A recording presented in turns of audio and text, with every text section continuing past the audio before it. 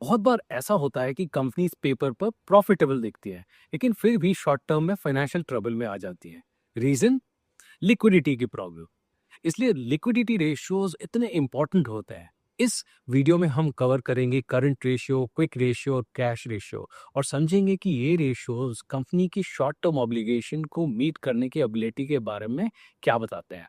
सिर्फ फॉर्मूला याद करने से एक्चुअली कुछ नहीं होगा। इंपॉर्टेंट ये है कि उसे सही तरीके से आप इंटरप्रेट कर पाओ। तो अगर आप समझना चाहते हैं कंपनी शॉर्ट टर्म में फाइनेंशियली कंफर्टेबल है या फिर क्वाइटली स्ट्रगल कर रही है, तो ये वीडियो आपके लिए है। चलिए शुरू करते हैं। तो चलिए स्टार्ट करते हैं हमारी रेशियो एनालिसिस मेगा सीरीज का नेक्स्ट वीडियो। तो हमने अभी तक के क्या कर लिया है, कंपनी ट्रेंड्स भी फिनिश कर लिया, ऑपरेटिंग प्रॉफिटेबिलिटी भी, और बिजनेस रिस्क। तो हमारा ये चौथा फ्रेमवर्क है, चौथी कैटेगरी है जिसमें हम डिस्कस करने वाले हैं solvency ratios, that is current ratio, quick ratio and cash ratio. इसको हम एक एक करके डिस्कस करेंगे, लेकिन सबसे पहले आपको ये समझने की ज़रूरत है कि सॉल्वेंसी रेशियोज होते क्या है। सॉल्वेंसी रेशियो बेसिकली चेक करने की कोशिश करते हैं कि ये जो कंपनी, जो भी आप एनालाइज कर रहे हैं, ये शॉर्ट टर्म में सर्वाइव कर पाएगी कि नहीं कर पाएगी। लाइक फॉर एग्जांपल, ऐसा ना हो कि 3 महीने में बंद हो गई। ये अगर आपको चेक करना है तो आपको सॉल्वेंसी रेशियोज को देखना पड़ता है। तो सॉल्वेंसी रेशियो में जो पहली चीज़ है वो है करंट रेशियो। और करंट रेशियो होता क्या है, क्यों डिस्कस किया जाता है, क्यों ये इंपॉर्टेंट है, किस कैटेगरी, किस इंडस्ट्री में ये ज़्यादा होता है, कम होता है, ये सब हम आज डिस्कस करेंगे। ठीक है, तो ये डिस्कस करेंगे हम एशियन पेंट्स की केस स्टडी के साथ में। तो first thing first is that अगर आप करंट रेशियो कैलकुलेट करना चाह रहे हैं तो आप सबसे पहले इधर आएँ। ये आपके पास टेम्पलेट है ऑलरेडी, ये है रो नंबर 130। यहाँ पे हम डिस्कस करेंगे करंट रेशियो। अब करंट रेशियो का फॉर्मूला इधर पे क्या लिखा हुआ है, current assets divided by current liabilities. Formula बहुत ही सिंपल है, फॉर्मूला बहुत ही सिंपल है, इंटरप्रिटेशन भी एक्चुअली बहुत ज़्यादा सिंपल है। लेकिन इस रेशियो को समझने के लिए आपको सबसे पहले समझना पड़ेगा करंट एसेट्स क्या होते हैं और करंट लायबिलिटीज क्या होती है। तो करंट एसेट्स में चलते हैं सबसे पहले। करंट एसेट्स, ये देखिए, ये करंट एसेट्स है हमारा। ठीक है, करंट एसेट्स आप ये देख सकते हैं टोटल है ना। इसमें क्या क्या आ जाता है, inventory, investment, receivables, cash and cash equivalent, bank balance, financial assets, other current assets. ये बेसिकली करंट एसेट्स हैं। करंट एसेट्स आप इंट्यूटिवली सोचें ये होता क्या है। देखिए, करंट एसेट्स वो एसेट्स हैं जो आप 1 साल के अंदर इसको कैश में कन्वर्ट कर सकते हैं। जैसे कि ये देखिए, इधर पे इन्वेंट्री है, इस इन्वेंट्री को कैश में आप कन्वर्ट कर सकते हैं विद इन 1 ईयर। ऐसे अगर आप देखेंगे कैश इन कैश इक्विवेलेंट, ये तो कैश में कन्वर्ट हो ही जाएगा, राइट, ऑलरेडी कैश में ही है। लाइकवाइज ये भी है ट्रेड रिसीवेबल्स, जैसे कि आपने बिजनेस कर लिया है, प्रोडक्ट बेच दिया है, लेकिन आपको पैसे नहीं मिले हैं, तो वो पैसे आपको 1 साल के अंदर मिल जाएंगे। ये होता है आपका करंट एसेट्स। अब दूसरी साइड जो है वो है करंट लायबिलिटीज। अब ये लायबिलिटीज जैसे करंट एसेट्स होता है कि 1 साल में आपको कैश में कन्वर्ट कर सकते हैं, लायबिलिटीज वो होती हैं जो टोटल करंट लायबिलिटीज जो इसमें है, ये वो लायबिलिटीज हैं जो आपको 1 साल के अंदर पे करनी है, 1 साल के अंदर पे करनी है। ठीक है, तो अगर आपका फॉर्मूला ऐसा है, current assets divided by current liabilities, and let's say कि अगर आपका करंट एसेट्स 100 है, ओके, करंट एसेट्स आपका 100 है और करंट लायबिलिटीज जो है लेट्स से आपके पास 200 है, तो करंट रेशियो क्या हो जाएगा। करंट रेशियो तो सिंपल है कैलकुलेट करना, 100 that is current assets divided by current liabilities, है ना। तो ये हो गया आपका 0.5। अब मुझे बताइए कि अगर आपके पास लायबिलिटी जो है वो 200 रुपए की है और आपके पास एक्चुअली जो पैसे हैं वो 100 रुपए ही हैं, तो क्या आप ये कंपनी को 1 साल चला पाएंगे।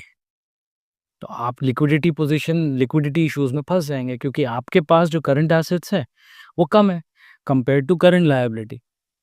अगर दूसरा सिचुएशन होता, मान लो ये 200 है और ये 100 है, तो आपके पास क्या हुआ, करंट रेशियो आपका हो गया 2।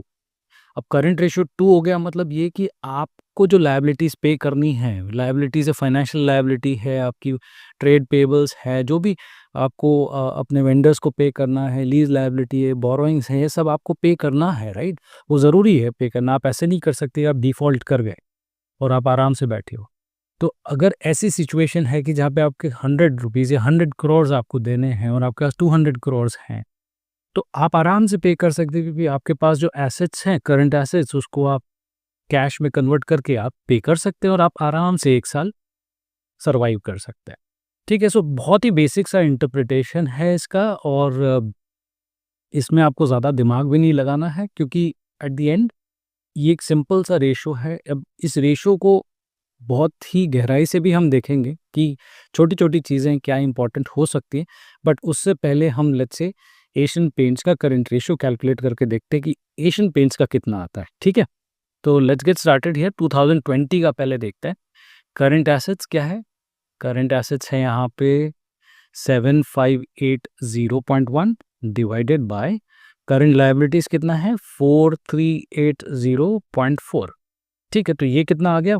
1.7 आ गया है। ये कितना है? 1.7। अब इस 1.7 को अगर हम कॉपी और पेस्ट करेंगे तो हमें पता चलेगा ये कितना हो गया है। अब आप देख सकते हैं कि ये कैसा चल रहा है। Current ratio 1.7, 2.0, 2.0, 2.1, 2.1। तो अब आप सोच के बताइए मुझे कि एशियन पेंट्स की लिक्विडिटी पोजीशन जो सॉल्वेंसी रेशियो है वो कैसा है? 2.1 का मतलब क्या है? 2.1 का मतलब ये है कि एवरी 1 रुपी का जो इनकी लायबिलिटी है, इनके पास है कितना? 2.1 रुपीज़, राइट? तो ये है कंफर्टेबल और नॉट? ऑब्वियसली ये है बहुत ही कंफर्टेबल पोजीशन। तो चलिए एक काम करते हैं, हम स्क्रीनर चलते हैं और देखते हैं कि एशियन पेंट्स का जो पीयर ग्रुप है, उसका करंट रेशियो कैसा है। तो ये है रेशियोज़ और पीयर ग्रुप कहाँ गया इसका? पीयर ग्रुप ये है, पीयर कंपैरिजन। अब पीयर कंपैरिजन में आप देखेंगे Asian paints, burger paints etcetera ये सब लेफ्ट साइड में है और आप ये वाला कॉलम देखिए करंट रेशियो का। एशियन पेंट्स है 2.18, बर्गर पेंट्स 1.97, नेरोलैक का 3.57, ओके। सिरका पेंट 5.66, शालीमार पेंट 0.98। सो मोटा मोटा हम ये देख सकते हैं कि इस सेक्टर में करंट रेशियो 2 या 2 के आसपास ही है। As you can see mean is 2.18। तो it seems like Asian Paints is around that region, around that range, so that's absolutely fine.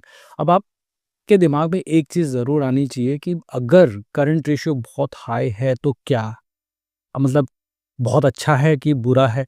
ये सब भी आपको सोचना चाहिए। तो चलिए इसको समझाने के लिए मैं एक इस एक्सेल शीट में चलता हूँ और लेट्स से आप अगर ऐसा सोचें कि किसी कंपनी का मान लो करंट रेशियो है 4 या 5, ठीक है? तो 4 या 5 का मतलब क्या होगा? ये कब हो सकता है? ये ऐसे भी हो सकता है कि जो इन्वेंट्री है, instead of inventory it is excessive inventory, मतलब कि बहुत ज़्यादा इन्वेंट्री है। कंपनी शायद बेच नहीं पा रही है इन्वेंट्री को, ऐसा भी हो सकता है, राइट? ऐसा भी हो सकता है कि जो रिसीवेबल्स जो हमने देखा था ट्रेड रिसीवेबल्स होते हैं वो पुअर हैं कलेक्शन में। तो आपकी बैलेंस शीट में आपके करंट एसेट्स में रिसीवेबल्स हमेशा दिखते रहेंगे, राइट? तो वो पुअर मतलब पॉलिसी ऐसी है कि आपने 30 डे 60 डे क्रेडिट दिया है लेकिन हो सकता है वो आपको 6-6 महीने तक पे नहीं कर रहे हैं। तो उसका मतलब ये है कि अगर ये सब चीज़ें आपकी बैलेंस शीट में रहेंगी तो आपका करंट रेशियो इन्फ्लेटेड हो सकता है। तो इसका मतलब ये है कि करंट रेशियो अगर आपका ज़्यादा है तो ज़रूरी नहीं है कि अच्छा है, आपको ना डेफ़िनेटली थोड़ा अच्छे से एनालाइज़ करना चाहिए कि इन्वेंट्री पोज़ीशन क्या है। एक्सेसिव इन्वेंट्री बिल्टअप है, बेच नहीं पा रहे हैं, मार्केट कंडीशंस प्रॉब्लम हो रही है, सेल्स घटिया हो गया है, तो all of that is a possible reason. तो आपको इसको एनालाइज़ अच्छे से करना चाहिए। दूसरा हो सकता है कि मान लो ये बहुत लो रेशियो है। अब मान लो लो रेशियो वुड मीन कि 0.5 है या 0.6 है या ऐसा टाइप का रेशियो है। तो क्या इसका मतलब है कि इज़ इट ऑलवेज़ बैड? जैसे हमने कहा यहाँ पे कि इज़ इट ऑलवेज़ गुड? तो हमने बोला कि नहीं, ऐसा ज़रूरी नहीं है कि it is not always good, क्योंकि ये सब चीज़ें आपको एनालाइज़ करनी पड़ेंगी। सिमिलरली मेरा एक क्वेश्चन अभी ये है आपके लिए कि अगर करंट रेशियो लो है, तो ये क्या हमेशा गलत है या फिर मतलब क्या सिचुएशन है इसकी?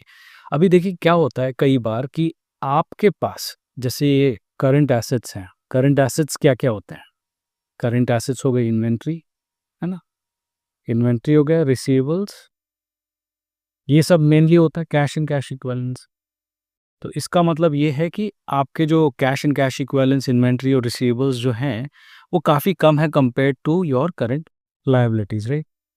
अब काफ़ी सारी कंपनीज़ जो होती हैं वो वर्क करती हैं नेगेटिव वर्किंग कैपिटल पे। इसका मतलब ये है कि उनका इतना ब्रांड स्ट्रॉन्ग है कि उनको ज़्यादा इन्वेंट्री रखने की ज़रूरत नहीं पड़ती है, उनके पास पैसे पहले ही आ जाते हैं। तो इन दैट सिचुएशन अगर आप सोचें तो उन कंपनीज का जो रेशो है वो काफ़ी कम हो सकता है। उस केस में ज़रूरी नहीं है कि ये काफ़ी ख़राब है। अगर ऐसा सिचुएशन है, मान लो कि ट्रेंड वाइज अगर आप सोचें कि जैसे ये 2 था, मान लो ये 2 है, 3 है, 2 है और फिर ये हो गया 0.5, तो ये गड़बड़ हो सकती है कि अगर आप ट्रेंड में देखेंगे कि पहले तो हिस्टोरिकली 2 था, फिर अचानक से 0.5 हो गया है, तो this can be a problem. But अगर ये हिस्टोरिकली 0.5, 0.5, 0.5, 0.5 ही चल रहा है, तो आपको ये देखना चाहिए कि ये कौन-सा ब्रांड है, क्या इसकी साइकिल नेगेटिव वर्किंग साइकिल है, क्या ये इन्वेंट्री को बहुत फास्ट कन्वर्ट कर देते हैं कैश में। तो ये सारी चीज़ें अगर आप देखेंगे तो आपको लगेगा कि 0.5 इज़ नॉट दैट बैड। ठीक है? अब इसी के साथ चलते हैं, एक और लास्ट एक्सरसाइज़ जो हम करेंगे वो है कि ये एनालाइज़ करेंगे कि अलग-अलग इंडस्ट्री में कैसा होता है ये रेशो, राइट? जैसे हमने अभी बाकी सारे वीडियोज़ में भी देखा है कि अलग-अलग इंडस्ट्रीज़ हैं तो अलग-अलग रेशो एक्सपेक्टेड है, राइट? सो करंट रेशो जैसे मैं बोल रहा हूँ 2 है एशियन पेंट्स का, तो हो सकता है कुछ सेक्टर्स में काफ़ी ज़्यादा होता ही होगा। अब आप ऐसा सोचें, कुछ सेक्टर्स होते हैं जैसे कि इंफ्रास्ट्रक्चर, जैसे कि कंपनीज़ हो गई एल-एंड-टी, आईआरबी, इनका रेशो एक्सपेक्टेड है कि ये ज़्यादा होगा क्योंकि इनके पास जो वर्क इन प्रोग्रेस है, रिसीवेबल्स है, ये काफ़ी हाई होगा ही होगा। बट इसका मतलब ये नहीं कि ये हेल्दी नहीं है, राइट? ये हेल्दी है क्योंकि इनका, बट द थिंग इज़ कि इनका मनी स्टक है प्रोजेक्ट्स में, but still they are healthy. तो let's analyse in that context, let's say कि एरोस्पेस एंड डिफेंस का देखते हैं कैसा है। तो आप देख सकते हैं, ये देखिए ज़ेन टेक्नोलॉजी 7.82, डेटा पैटर्न्स 8.23।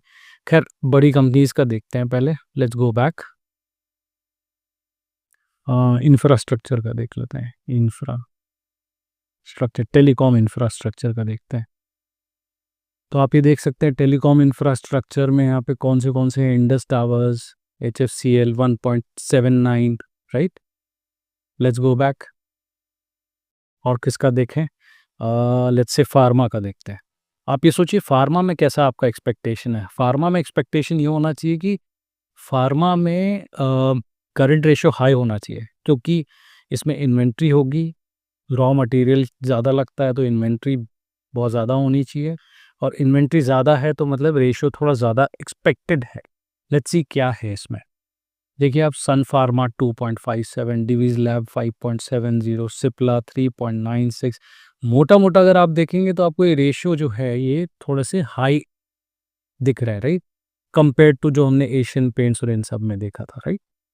चलिए और सेक्टर्स देख लेते हैं। क्या हमारे पास में और कौन-सा इंटरेस्टिंग सेक्टर हो सकता है? कमर्शियल व्हीकल्स का देख लेते हैं चलिए। कमर्शियल व्हीकल्स देखिए, टाटा मोटर्स, अशोक लीलैंड, महिंद्रा, अतुल ऑटो। मतलब ये केस बाय केस बेसिस पे देखना पड़ेगा कि ये टाटा मोटर्स का इतना कम क्यों है 0.64, what is the exact problem? ये काफ़ी कम दिख रहा है लेकिन एनालाइज़ करना पड़ेगा। और दूसरी साइड में देख सकते हैं कि किस इंडस्ट्रीज़ का एक्चुअली रेशियो बहुत कम होगा।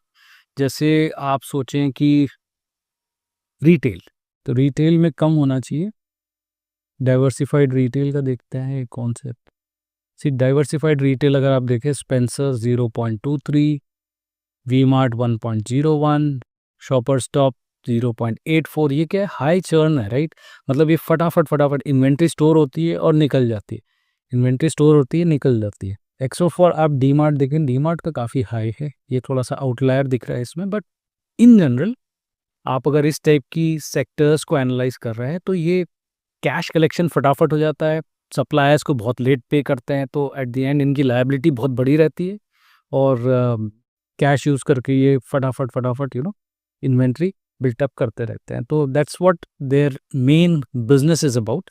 सो यू डू नॉट वरी कि अगर ये बहुत कम है तो कहीं प्रॉब्लम तो नहीं है, इन सेक्टर्स में ये एक्सपेक्टेड है। ठीक है, तो ये हो गया हमारा करंट रेशियो। तो चलिए चलते हैं हम अपने सॉल्वेंसी रेशियो के सेकंड रेशियो में, जो है क्विक रेशियो। अब आप ऐसा सोच के चलिए कि मान लो करंट रेशियो बहुत ही बढ़िया है कंपनी का, 2x से 3x से, जैसे कि हमने पहले डिस्कस किया, तो मान लो 2 to 3 टाइम्स 4 टाइम्स है। बट एक प्रॉब्लम आ गई है इसमें कि कंपनी जो है वो सेल्स नहीं कर पा रही है, जो सेल्स है उसकी रुक गई है। अब सेल्स रुक जाती है तो क्या होगा? सेल्स रुक जाती है तो इन्वेंट्री बेचना मुश्किल हो जाएगा, राइट? अब इन्वेंट्री अगर बेचना मुश्किल हो जाएगा तब भी करंट रेशियो तो 2x 3x ही दिखता रहेगा या फिर इससे भी ज़्यादा बढ़ जाएगा। तो क्या ये कंपनी सर्वाइव कर पाएगी अगले 1 साल? ये हमें पता चलेगा ये नए रेशियो में, जिसको हम बोलते हैं क्विक रेशियो। क्विक रेशियो करता क्या है? क्विक रेशियो रिमूव करता है ऐसे इलिक्विड आइटम्स को, जैसे कि इन्वेंट्री, जिसको सेल करने में टाइम लगेगा और उसको कैश करने में टाइम लगेगा, राइट? सो ऐसे टाइप के आइटम्स को वो हटा देती है और फिर वो रेशियो को फिर से कैलकुलेट किया जाता है। फॉर्मूला बहुत ही सिंपल है, मैं आपको दिखाता हूँ यहाँ पे। आप ये नीचे आएंगे तो आपको दिखेगा, ये देखिए, क्विक रेशियो को कैश और trade receivables divided by current liabilities बोला जाता है, या फिर देखिए ये दोनों जो आइटम्स है, कैश और ट्रेड रिसीवेबल्स, ये क्या है?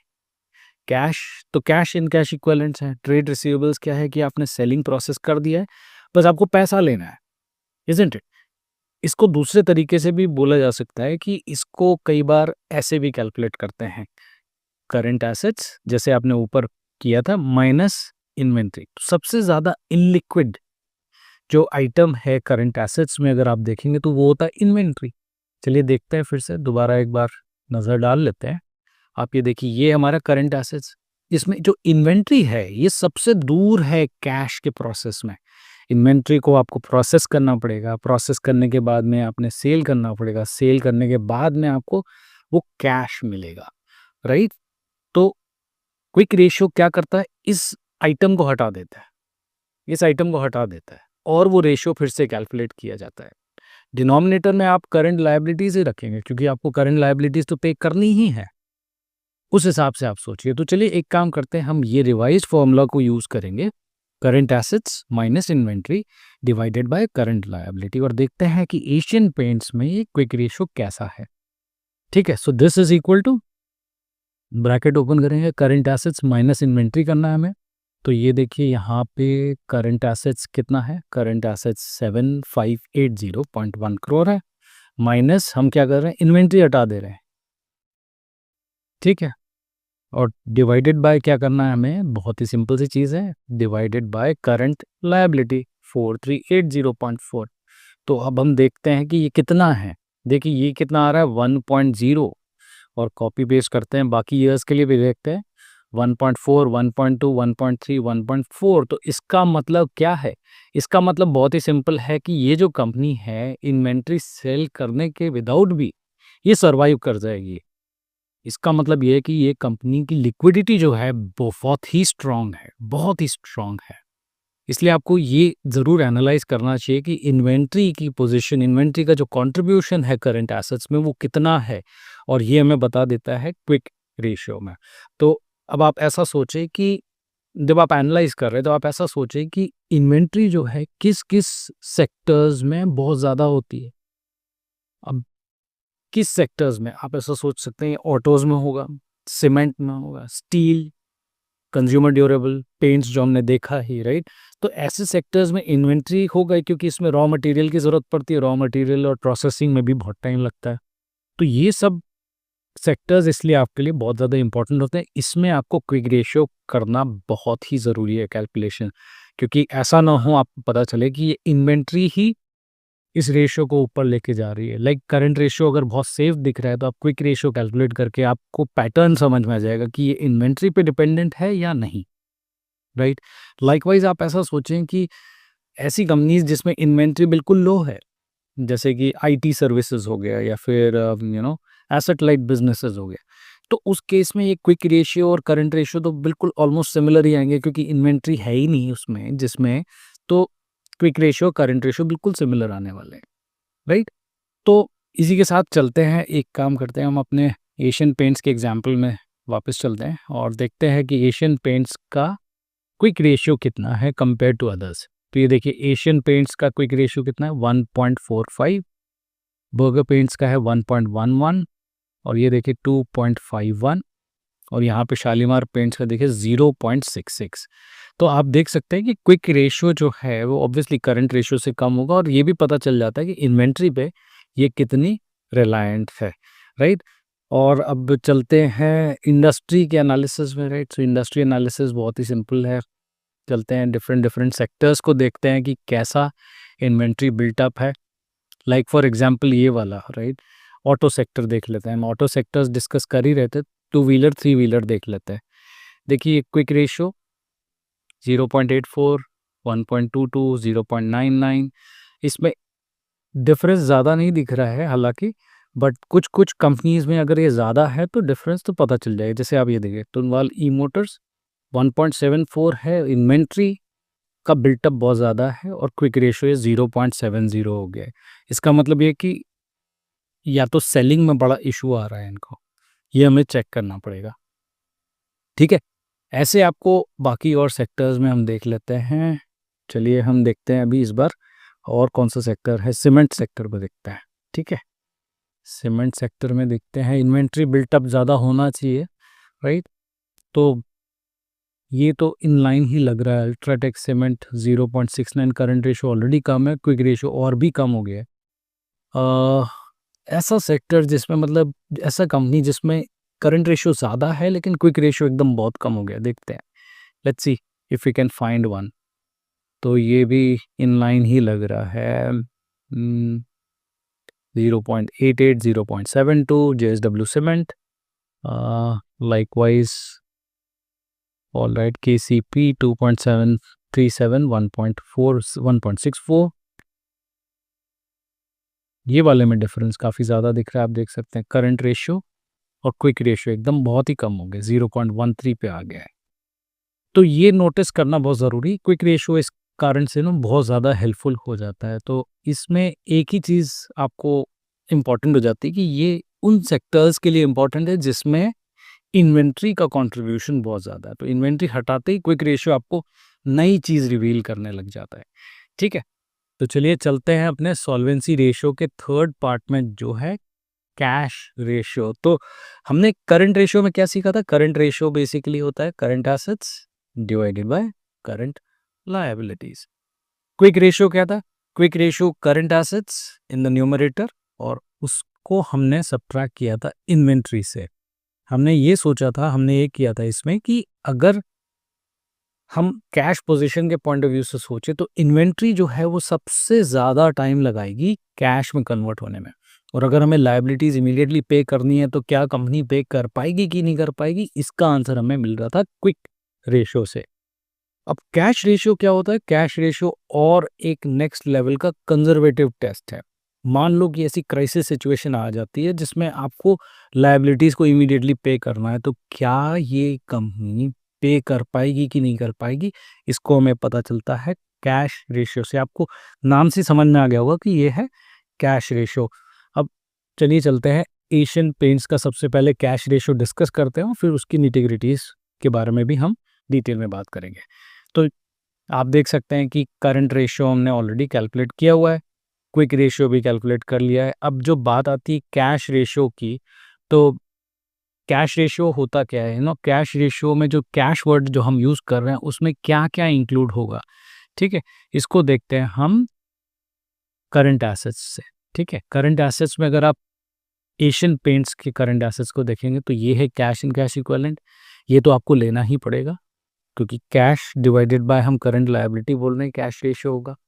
अब दूसरा ऐसा सोचिए कि कौन सा ऐसा लाइन आइटम इधर है जो ऑलरेडी कैश है। अगर आप सोचेंगे inventory, investments, trade receivables, cash and cash equivalent, other balances with bank. What is other balances with bank? Basically bank में आपका पैसा पड़ा हुआ है, ये भी तो कैश ही है, डायरेक्ट कैश है, इसमें तो कोई ट्रांसफर मनी या कुछ भी आपको देने की जरूरत नहीं है, राइट। तो cash and cash equivalent and other balances with bank, ये दो आइटम्स होंगे जिसको आपको इंक्लूड करना पड़ेगा कैश रेशियो कैलकुलेट करने के लिए।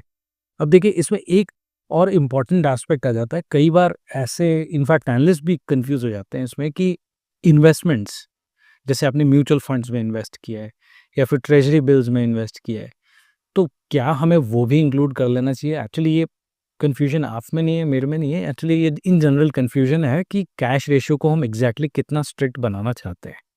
अब कैश रेशियो एकदम स्ट्रेस लेवल का टेस्ट है, तो हमें मान लो आज शाम को ही पे करना है, तो ऑब्वियस सी बात है कि हम ये दोनों को तो शायद कर देंगे, राइट? इतना यूज़ करके कर सकते हैं। बट अगर म्यूचुअल फंड्स है तो म्यूचुअल फंड में लॉक इन हो सकता है, राइट? कन्वर्जन फ़ी आ सकती है, एक मिनिमम डिपॉज़िट के नीचे नहीं जा सकता है, ऐसी सारी चीज़ें भी हो सकती हैं, राइट? तो देयरफॉर अगर आप कैश रेशियो कैलकुलेट कर रहे हैं तो केवल वो चीज़ यूज़ करें जो ऑलरेडी कैश में है, नॉट कि अदर फाइनेंशियल एसेट्स या फिर इन्वेस्टमेंट्स या इस टाइप का, right?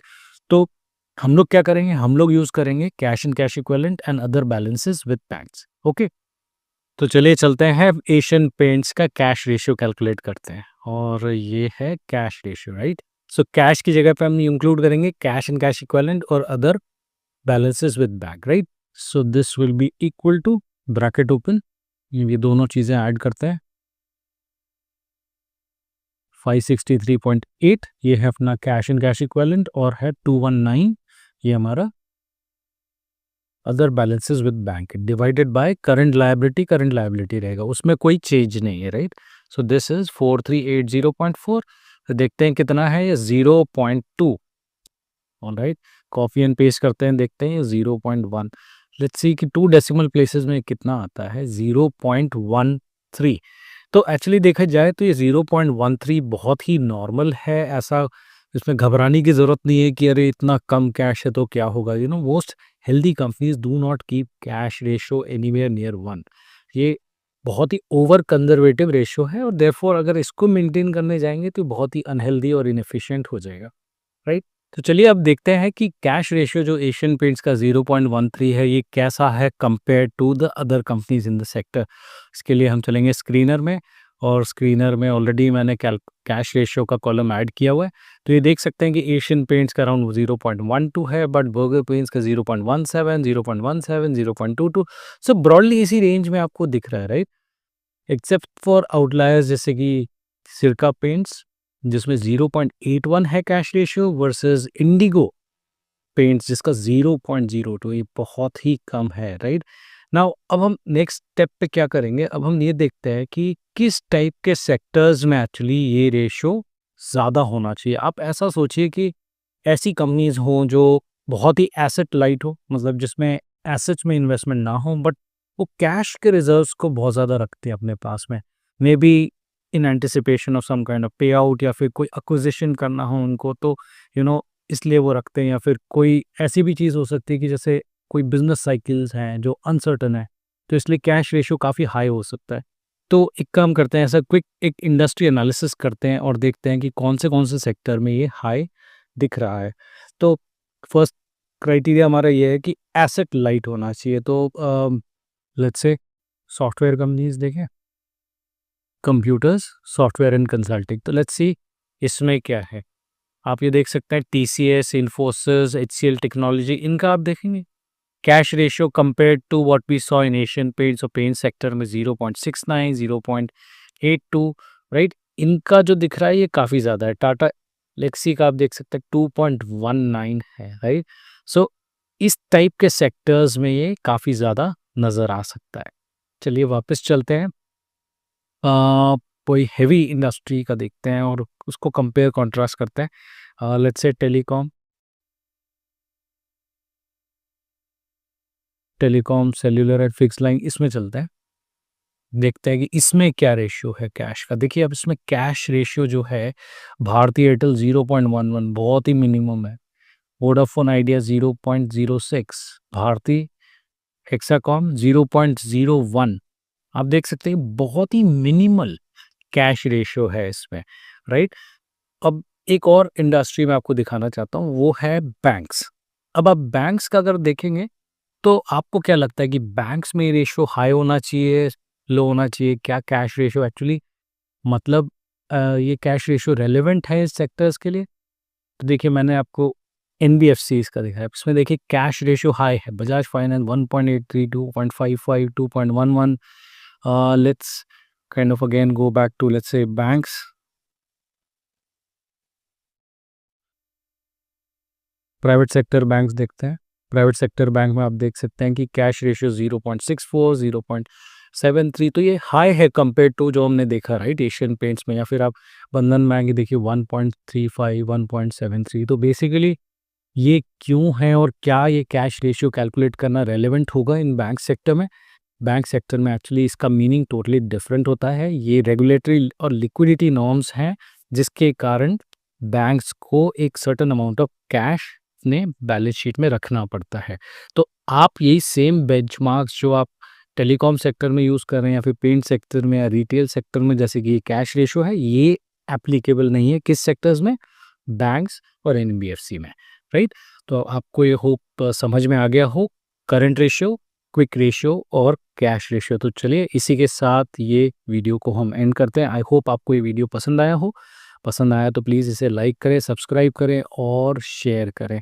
Thank you so much, और हम अगले वीडियो में मिलेंगे जहाँ पे हम डिस्कस करेंगे टर्नओवर रेशियोज़। और टर्नओवर रेशियोज़ भी बहुत ही एक्साइटिंग और बहुत ही इंपॉर्टेंट सेट ऑफ रेशियोज़ हैं